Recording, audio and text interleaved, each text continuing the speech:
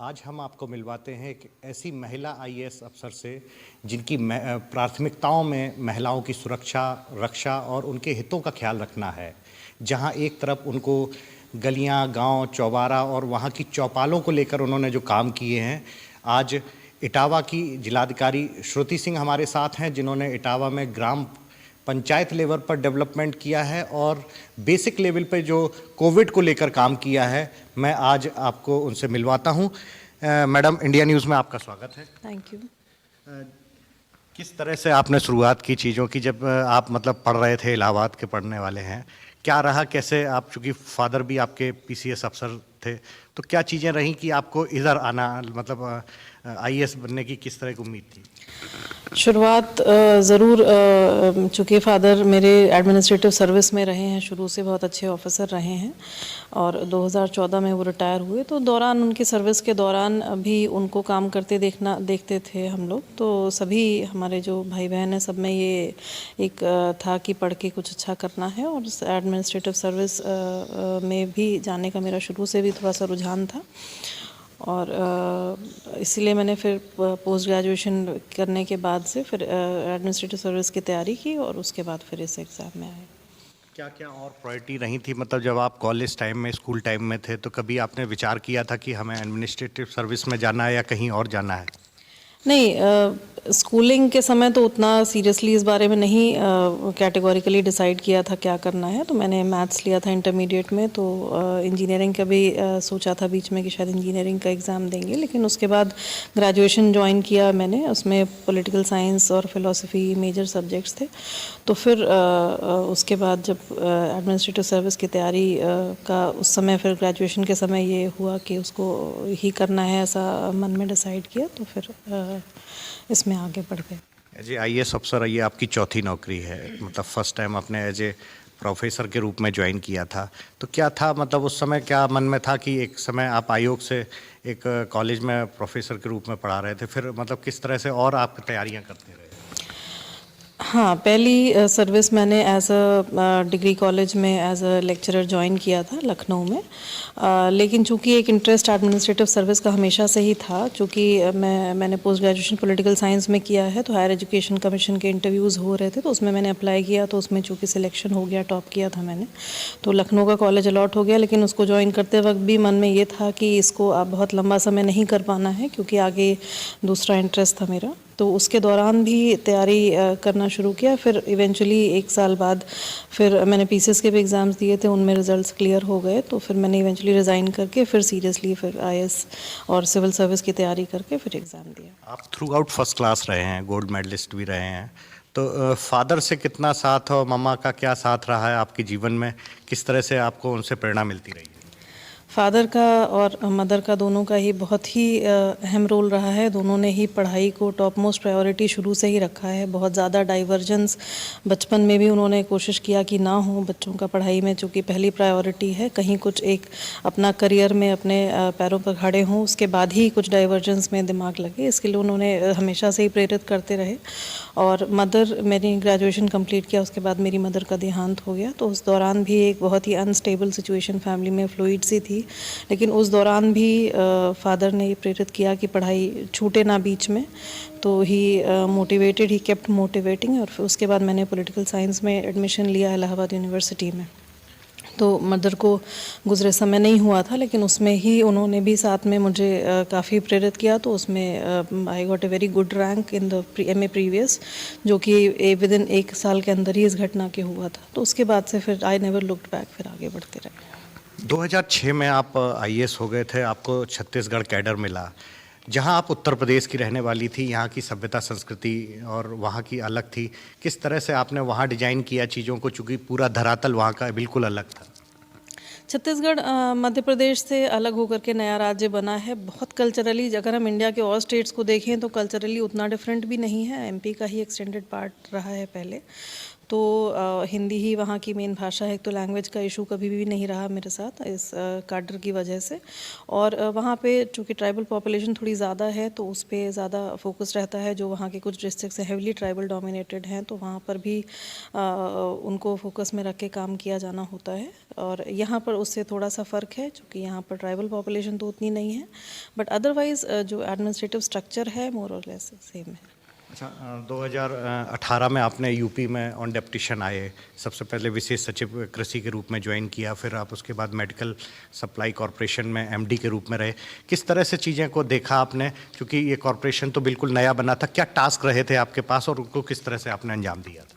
Medical supplies corporation एक बहुत ही challenging काम था जो उस समय मुझे दिया गया, और उसी समय सेटअप हुआ था। मैंने मार्च में ज्वाइन किया है, मार्च में ही इनकॉर्पोरेट हो गया था, लेकिन उसको बेसिक उसके ऑफिसेज वगैरह सेटअप होते होते 6-8 महीने उसमें जो लगे। एक्टिव फंक्शनिंग उसकी शुरू बाद में ही हुई, लगभग जनवरी से शुरू हुई। दिसंबर में मैंने ज्वाइन किया था। सप्लाईज जो दवाइयों की सप्लाई है वो जनवरी से शुरू हुई, और पहला ही साल था तो बहुत ज़्यादा चैलेंजेस थे, क्योंकि बहुत ही रेडिकल डिफरेंस था सिस्टम में। पहले सारा जो फंडिंग है वो डिस्ट्रिक्ट्स को जाती थी, सीएमओस के लेवल पे परचेजेस होती थी, लेकिन उन सबको ख़त्म करके दवाइयों में ख़ास तौर पे और उपकरणों में कॉरपोरेशन का गठन किया गया, जिससे कि एक तो इकोनॉमी ऑफ स्केल का बेनिफिट सरकार को मिले, कम दाम पे दवाइयाँ मिले और उपलब्धता सुधरे। दोनों में ही बहुत अगले एक साल में अच्छा उसमें उपलब्धता हासिल भी हुई। बहुत ज़्यादा, एक तो दवाइयों की जो एवरेज अवेलेबिलिटी है वो कम से कम 3 से 4 गुना बढ़ी अस्पतालों में, और जो रेट हैं वो भी काफ़ी कम रेट्स पे, इसके डेटाज सब रिकॉर्डेड हैं, तो वो उसमें अच्छा एक चैलेंज रहा। नया कॉरपोरेशन था, नई जिम्मेदारियां थी, नई चुनौतियां थी।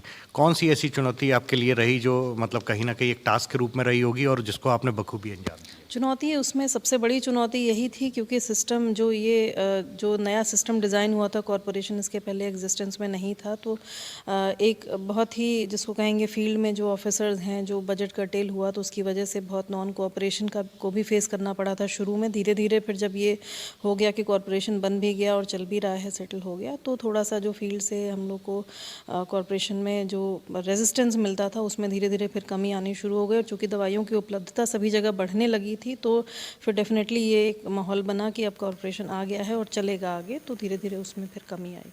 अच्छा, सबसे बड़ी बात, जैसे आपके फादर पीसीएस अफसर रहे, तो क्या रहा था कॉलेज के दिनों में, स्कूल के दिनों में आपकी कुछ और हॉबीज़ क्या रहीं?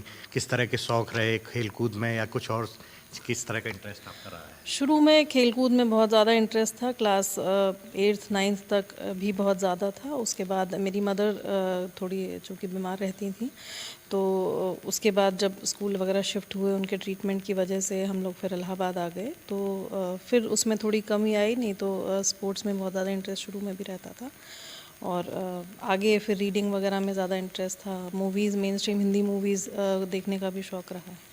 कौन से खेल आपको ज़्यादा अच्छे लगते रहे, जिनमें बहुत इंटरेस्ट आपको बना रहा? जितने भी खेल स्कूल में होते थे, जैसे खो खो है, वॉलीबॉल है, किसी समय पे कबड्डी में भी बहुत अच्छा रहता था, और इस तरह की जितने भी हॉकी है सभी खेलते थे स्कूल में, और सब में अच्छा परफॉर्म करते। रेसेस हैं। खेल के दौरान कभी ये मन में आता था कि मुझे उसी में अपना कैरियर बनाना है, या कुछ और नहीं, खेल में करियर का तो नहीं, कभी ये है कि शौक़ बहुत रहा है, पार्टिसिपेशन हमेशा रहा, लेकिन उसमें करियर बनाने का नहीं सोचा था। करियर तो पढ़ाई की ही फील्ड में आगे बढ़ के करना था, ऐसा था हमेशा से। छत्तीसगढ़ जब आप पहुँचे तो वहाँ क्या टास्क रहे, वहाँ किस तरह के कौन कौन से ज़िले आप एज ए जिलाधिकारी के रूप में ज्वाइन किए, क्या अनुभव रहे वहाँ?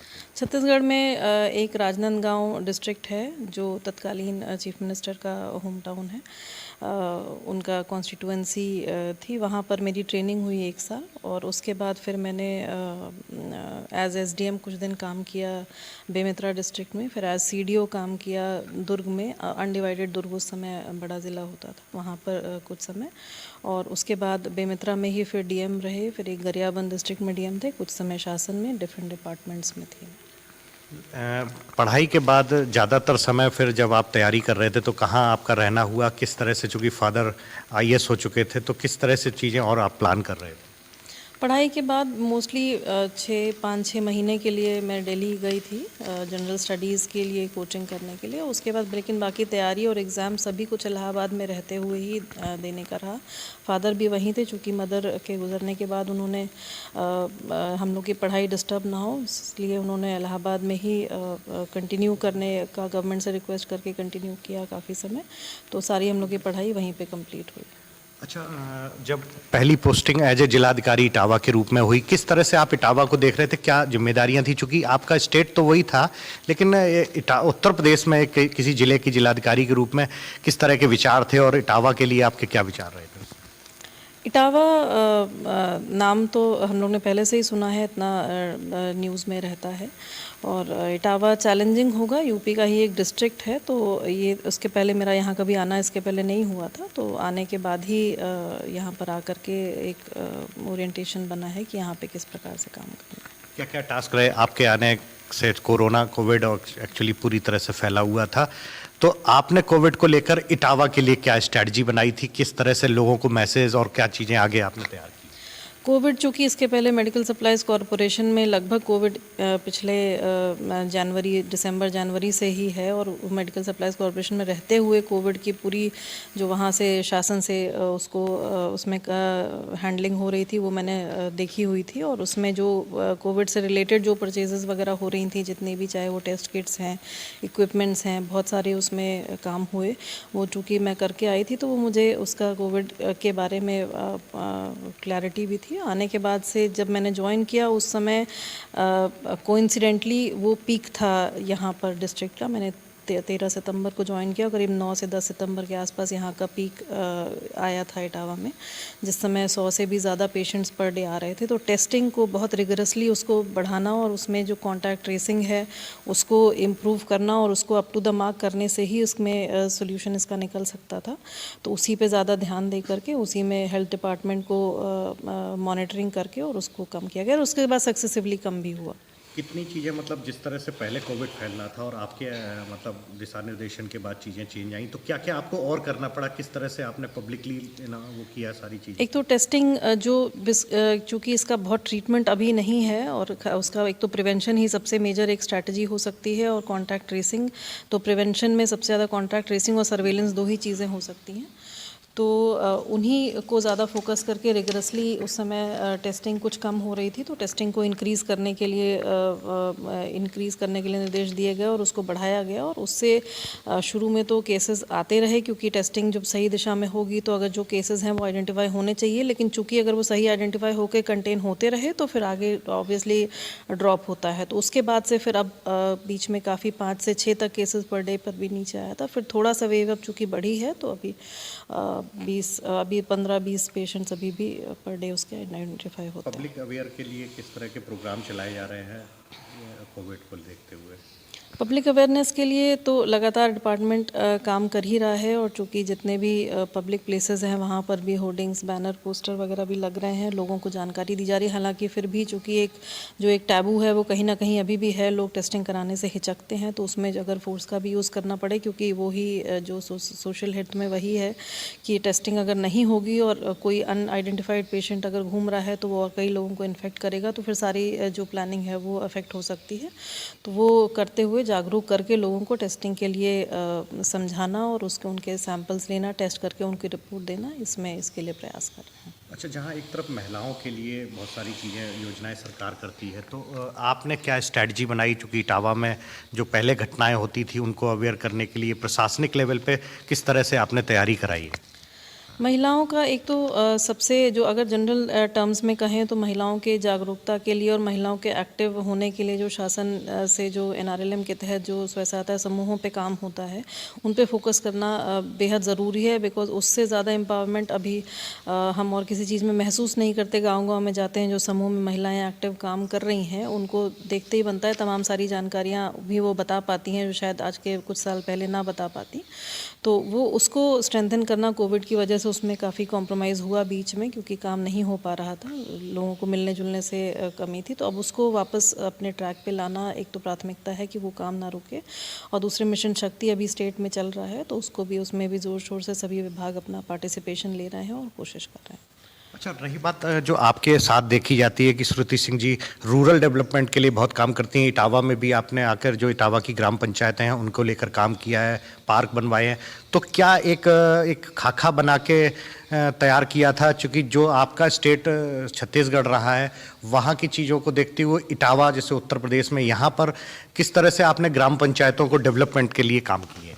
ग्राम पंचायतें बेसिकली चूँकि छत्तीसगढ़ भी बेसिकली रूरल डोमिनेटेड स्टेट है, वहाँ पे जो रूरल पॉपुलेशन ज़्यादा है, तो और यहाँ पे भी जो हम रूरल डेवलपमेंट में अगर इसको स्ट्रेंथन करते हैं और उनको ग्राम पंचायतों में जितनी भी स्कीम्स हैं रूरल डेवलपमेंट की, अगर वो ठीक से होती रहें और बाकी हमारे जो सामान्य प्रशासनिक काम है अगर वो हम ठीक से करते रहें, तो कहीं ना कहीं बहुत ज़्यादा अंतर जो अगर योजनाएं ग्राउंड लेवल तक पहुँच रही हैं तो उससे ही बहुत बड़ा चेंज इसमें आ सकता है। तो उसी के लिए हम प्रयास शहर की चीज़ों की तरह जैसे शहर का माहौल है उसको आपने गांव में लाके दिया है, क्या क्या आप लोगों ने वहाँ कराया है ग्राम पंचायतों में? ग्राम पंचायतों में जो भी स्कीम्स चल रही हैं उनका जितनी मॉनिटरिंग हम कर पाएँ उनका रिजल्ट उतना ही अच्छा आता है।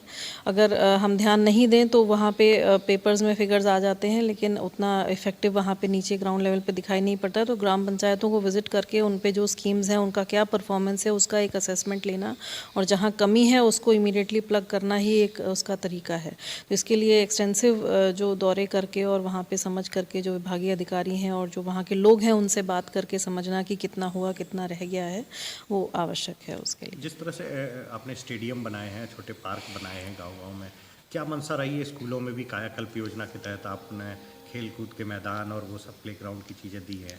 क्या एक विज़न क्या रहा है श्रुति सिंह जी का? पार्क्स हैं और कायाकल्प योजना बेसिकली जो बच्चे हैं और जो यंग पॉपुलेशन है उनको अगर हम कंस्ट्रक्टिवली इंगेज करते हैं किसी भी एक्टिविटी में, ख़ास तौर पे कोविड के समय में जिसमें कि लोग अभी बहुत ज़्यादा इंटरैक्ट करने की पाबंदी है, फिर भी अगर गांव लेवल पर ही उनको अपनी जो एनर्जी है उसको कहीं कंस्ट्रक्टिवली अगर उनको करने की जगह है तो डेफिनेटली वो उनको फ़ायदा होगा और एक जो रूरल डेवलपमेंट का फ़ंड है वो हमेशा एक बेहतर यूज़ में आएगा। अच्छा, जब आप 2006 में जॉब में आ गए आईएएस अधिकारी के रूप में, फिर उसके बाद आपने अपनी प्लानिंग शुरू की परिवार बढ़ाने के लिए। जब आपकी शादी कब शादी हुई, कैसे क्या रहा पूरा लाइफ में? सर्विस में आने के करीब 2.5-3 साल बाद आई गॉट मैरिड और बेटा है और एक बेटी है। आपके हस्बैंड क्या करते हैं? मेरे हस्बैंड मिलिट्री इंजीनियरिंग सर्विस में हैं। He is presently posted in Lucknow.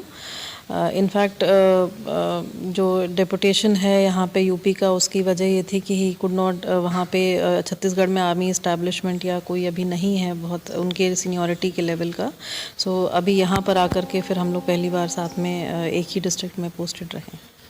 सबसे बड़ी बात यह है कि एक आईएएस अफसर के रूप में आपके हस्बैंड आर्मी अफसर थे, इंजीनियरिंग के रूप में उन्होंने थे, दोनों लोग साथ रहे। तो क्या मतलब आपका एक जॉब बिल्कुल डिफरेंट तरह का था, सर का जॉब अलग तरीका का है, तो किस तरह का उनका साथ मिलता रहा है? कई बार ऐसा होता है, अब आज जिलाधिकारी बहुत सारे दबाव रहते हैं, तो किस तरह से फिर आपस में सामंजस्य बनता है? नहीं, गवर्नमेंट सर्विस में चूंकि वो भी हैं, गवर्नमेंट सर्विस हो सकती है तो उसका एक एरिया अलग हो सकता है, सेक्टर अलग हो सकता है, लेकिन गवर्नमेंट सर्विस के जो चैलेंजेस हैं, जो लिमिटेशंस हैं और कितना समय उसमें देना पड़ता है, उसको उन्होंने भी चूंकि करीब से देखा हुआ है, तो उनका सपोर्ट हमेशा से ही रहा है। बिकॉज इनफैक्ट बहुत ज़्यादा रहा है, इसलिए कहें क्योंकि हम लोग हमेशा अलग अलग जगह पोस्टेड रहे हैं। स्टिल बच्चों की वजह से ही use to manage to come कि आकर के उनको बच्चों से गैप बहुत ज़्यादा नहीं हो, विच इज़ छोटे बच्चों के साथ बहुत ज़्यादा ज़रूरी है। तो उस चैलेंजेस को उसको हम लोग ने हमेशा ही एक्सेप्ट करके और वी हैव वर्क टुगेदर। कभी कभी जब आपकी व्यस्तताएं ज़्यादा हो जाती हैं और बच्चे चूंकि छोटे हैं अभी, तो फिर किस तरह से साथ और मिलता रहा है? आपके कई दौरे लगे होते हैं, तब फिर किस तरह का आप दोनों के बीच में वो रहता है? नहीं, तो अगर यहाँ पर हैं इंसिडेंटली तो ही takes care of the kids, और अगर फैमिली भी है, उनके पेरेंट्स हैं, मेरे पेरेंट्स हैं, अगर सब लोग आते रहते हैं बीच बीच में तो उससे फिर मैनेज हो जाता है। आपके हस्बैंड शांति भूषण चंद जी हैं हमारे साथ। मैं आपसे भी बात करता हूं कि मैडम के साथ 11 साल हो गए हैं शादी को। इस बीच में कुछ ऐसी चीज़ें जो मतलब आपस में रहीं और किस तरह से सर ने आपका साथ दिया है। सर, इंडिया न्यूज़ में आपका स्वागत है। Thank you. तो सर, किस तरह से आप मैडम जैसे आईएएस अधिकारी हैं, इटावा डीएम बनी हैं, तो क्या आपके मन में क्या किस तरह से रहा है मैडम को लेकर, क्या सपोर्ट आप करते रहे? ये तो मतलब व्यक्तिगत है, वो उनका जैसे नौकरी है या प्रशासनिक जो पद है वह तो अलग है, लेकिन परिवार तो मतलब बच्चे हैं, पति पत्नी हैं, जो उसका जो रोल होता है, जो एक आइडियल रोल होता है, वैसे ही चलता रहा है। जो हमारा अपना काम है वो हम करते रहे, जो उनका है वो करते नहीं है। जैसे पत्नी के रूप में, बच्चों की माँ के रूप में, बहू के रूप में, अपने बेटी और बहन के रूप में, तो वो उन्होंने सारा रोल जो है अपना निभाया है। तो क्या मतलब जो परिवार में जब शादी हुई थी, मैडम आईएएस अधिकारी थी, तो आपने क्या सोचा था कि हम लोगों में कैसे चीज़ें सिमिलर हो पाएंगी? उस मन में तो कुछ ख्याल ऐसे रहे होंगे। देखिए, हमारी तो अरेंज मैरिज थी, तो मतलब जो भी मेरे माता पिता ने या श्रुति के परिवार में उन्होंने समझा कुछ कि यहाँ सामंजस्य हो सकता है, आगे बात बन सकती है, तो वैसे ही रहा। कभी ऐसा कभी ख्याल नहीं आया कि क्या पद है। हाँ, लेकिन नौकरी जो है, सरकारी नौकरी हमारी भी है, इनकी भी है, तो चल गया। दूरी भी बहुत रही है छत्तीसगढ़ में। हाँ, लेकिन आप अलग रहे हैं। जो भी आजकल डीओपीटी गाइडलाइन के अनुसार ज़्यादा से ज़्यादा मेरे डिपार्टमेंट ने भी कोशिश की कि आसपास ही पोस्टिंग रहे। तो जैसे छत्तीसगढ़ में थी तो मैं नागपुर, विशाखापट्टनम, मेरी पोस्टिंग वहाँ आसपास मिलती रही, और अभी यहाँ हो गए। कोई वैसा व्यक्तिगत अनुभव जो आप नहीं, लोगों के उस बीच में वक्त कभी ऐसी मेरी चीजें रही हों? एज कम थी, तो दौड़ भाग आसानी से कर सकते थे, और अभी जो है अब एक साथ हो गए, तो इसलिए कोई कभी ऐसा महसूस नहीं हुआ इतना। परिवार चलाने में पति पत्नी दोनों का एक साथ होता है, दोनों दो पहियों की तरह से परिवार चलाते हैं। तो आपने फिर मैडम को किस तरह से और बैकअप किया? क्या कई बार मैडम बहुत मतलब व्यस्तताओं में रही हैं, मतलब छत्तीसगढ़ के अंदर भी, और अब उत्तर प्रदेश में हैं, एमडी के रूप में भी रही, आज जिलाधिकारी के रूप में। एक इतने व्यस्त शेड्यूल में फिर आपका साथ किस किस लेवल पे मतलब बहुत बखूबी रहा है? इन्होंने बाहर के अलावा घर में भी इन्होंने ज़्यादा मतलब कंट्रीब्यूट किया है, और ये बच्चों को भी अकेले काफ़ी बार इन्होंने संभाला। कभी कभी हम नहीं आ पाते थे तो भी इन्होंने सब कुछ किया है। घर के लिए भी जो है मतलब बहुत ही मतलब मजबूत महिला हैं, तो इसलिए मतलब संभाल ले जाती हैं। मैं मैडम से और जानना चाहूँगा कि जहाँ युवा, नई जो लड़कियां हैं, नए युवा हैं, वो एक आईएएस बनने के लिए या अपनी एक अच्छी जॉब के लिए मैडम के मन में किस तरह के विचार हैं लोगों के लिए, और क्या मैसेज देना चाहते हैं? सर्विस जो भी सर्विसेज जो रूट से जुड़ी हैं, लोगों से जुड़ी हैं, समाज से जुड़ी हैं, बहुत इंटरेस्टिंग है और बहुत अच्छा भी फील होता है। कभी कभी हम जो काम कर रहे हैं रूटीन में भी करते हैं, लेकिन अगर कहीं उसका किसी जो कहीं कुछ जो जिसको कहें जो वांटिंग पॉपुलेशन है, कहीं पे ज़रूरत है जिन स्कीम्स के जो सरकार चला रही है, उनका कभी जब अच्छा परिणाम दिखता है और लोगों के जीवन में जो एक लास्टिंग चेंज आता है, उसका जो सुख उनके चेहरे पे और सेटिस्फैक्शन दिखता है, वो अपने आप में बहुत ही अनूठा अनुभव होता है, और उससे फिर फ़ख्र होता है अपनी सर्विस पर भी और अपने काम पर भी। तो डेफिनेटली सर्विसेज काम करना सभी को चाहिए। अपने जो सेल्फ डिपेंडेंट लड़कियों को तो ख़ास तौर पे कोई कॉम्प्रोमाइज़ इसमें नहीं होना चाहिए। सेल्फ डिपेंडेंट होना चाहिए अपने लिए, वो अपने लिए, अपनी सेल्फ रिस्पेक्ट के लिए और अपने मजबूती के लिए बहुत ज़रूरी है। आगे किस तरह के टास्क मानती हैं, और क्या आप चाहती हैं कि कुछ ऐसा किया जाए जो लीक से हटके हो? किस तरह के आपने अपने मन में वो बना रखा है?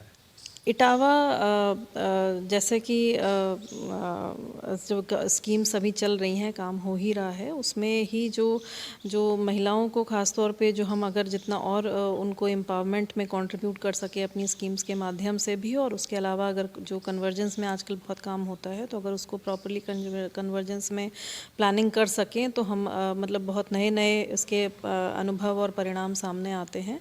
तो उसी दिशा में कुछ प्रयास अभी रहेगा आगे भी, कि हम तमाम सारी स्कीम्स को कन्वर्ज करके कुछ ऐसे कार्यक्रम कर सकें जिससे कि जो महिलाएं हैं, लड़कियां हैं, बच्चियां हैं, वो ज़्यादा से ज़्यादा मेन स्ट्रीम में जुड़ सकें और अपने एम्पावरमेंट में अपने को कर सकें। तो ये महिला जिलाधिकारी श्रुति सिंह हैं, जिनका कहना है कि महिलाओं को ज़्यादा से ज़्यादा स्कीमों का फ़ायदा मिल सके, उसको लेकर अभी भविष्य में भी तैयारियां की हुई हैं कि जो नई स्कीमें हैं उनको अभी लोगों तक पहुंचाया जा सके, जिससे महिलाएं और जो नई बेटियां हैं उनको लाभ मिल सके। कैमरामैन सुनील परासर के साथ अमित मिश्रा, इंडिया न्यूज़, इटावा।